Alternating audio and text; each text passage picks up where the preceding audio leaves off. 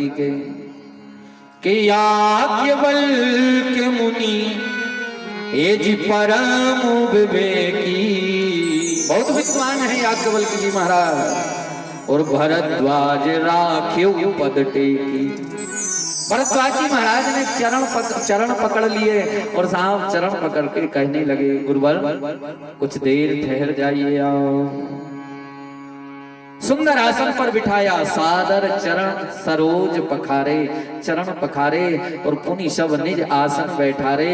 सुंदर आसन पर बिठाया और आसन पर बिठा करके भरद्वाज जी महाराज याज्ञवल्क्य जी की पूजा करने लगे कि करी पूजा मुनि, एक करी पूजा मुनि ये सोयस बखानी,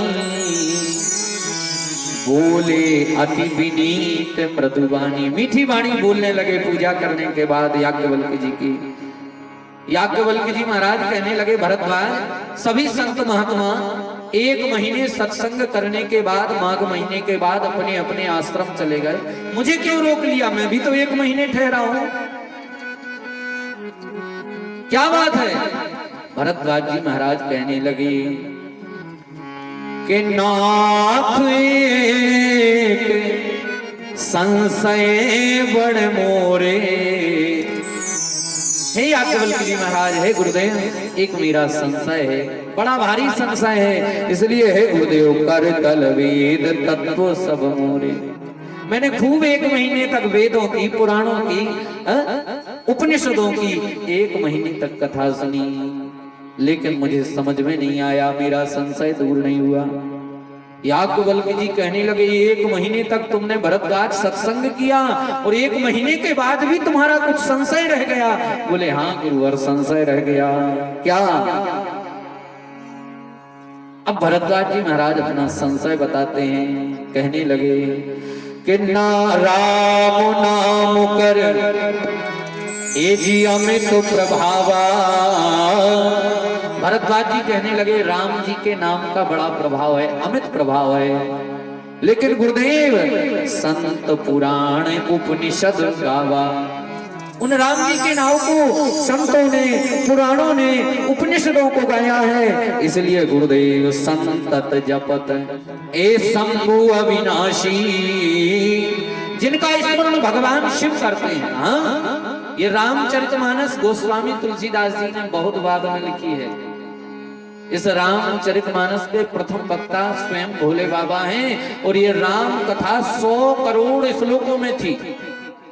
साधारण मानस नहीं है ये, जिसको गोस्वामी तुलसीदास जी ने सार गर्भित करके हिंदी में लिख दिया। ये पहले कितने श्लोकों में थी? 100 करोड़ श्लोकों में। उस समय देवता, दानव और मानव लड़ने झगड़ने लगे, कहने लगे रामायण पर मेरा अधिकार है, 100 करोड़ श्लोक मेरे। देवता कहते हैं 100 करोड़ श्लोक मेरे, राक्षस कहते हैं 100 करोड़ श्लोक मेरे, मानव कहने लगे 100 करोड़ श्लोक मेरे, मैं लूंगा इस मानस को। अब वो झगड़ा हो गया। शिव जी को पास में रखा, भोले बाबा देवताओं का, दानवों का, मानवों का झगड़ा सुलझा दीजिए। भोले बाबा कहने लगे बात क्या है? बोले रामचरितमानस में 100 करोड़ श्लोक हैं और ये 100 करोड़ श्लोक देवता भी मांग रहे, दानव भी मांग रहे, मानव भी मांग रहे, आप बांट दीजिए। शिव जी कहने लगे ठीक है मैं बांट देता हूं।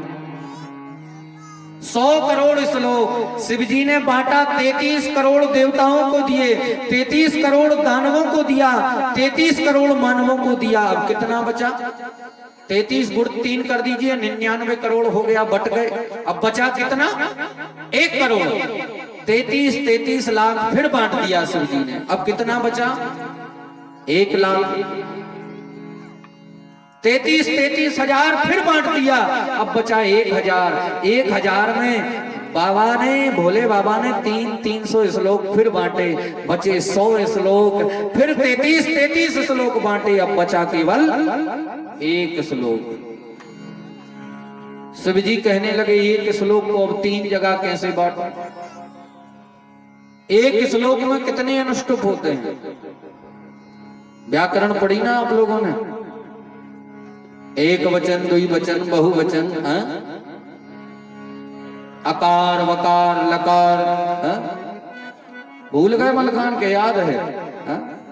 एक श्लोक में कितने अनुष्टुप होते हैं? सुभाषितानी में पढ़ाया जाता है कितने अनुष्टुप का एक श्लोक बनता है?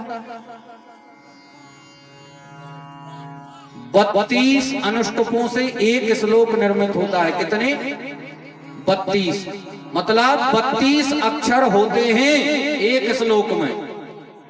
शिव जी ने 10-10 अक्षर फिर बांट दिए एक श्लोक के, अब बचे केवल 2 अक्षर। शिव जी कहने लगे ये बट नहीं सकते, लेने वाले 3 हैं, 10-10 अक्षर मैंने बांट दिए। वो 2 अक्षर क्या थे? एक था रा और दूसरा था मां। शिव जी कहने लगे भैया 100 करोड़ श्लोकों को बांटा मैंने, इतनी मेहनत करके, मैंने इतनी मेहनत की, तो मुझे तो कम से कम 2 ही अक्षर दे दो।